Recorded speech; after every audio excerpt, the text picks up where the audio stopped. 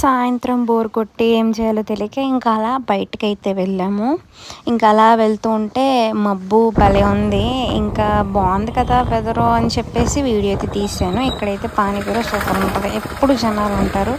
ఇంకా అలా వెళ్తుంటే సరే ప్రకాశం బజార్ వైపు వెళ్దామని చెప్పి ఇంకా అలా ఇంకా అక్కడ మాట ఉంటుంది కదా, అక్కడికి వెళ్దాం అనుకున్నాం. ఇటు ఎప్పుడు ట్రాఫిక్కే గైస్ అసలు. ఇంకా అలా వెళ్తూ ఇది కనిపించింది బుడగలది. ఇదైతే బుడ్డోడికి ఇచ్చాను.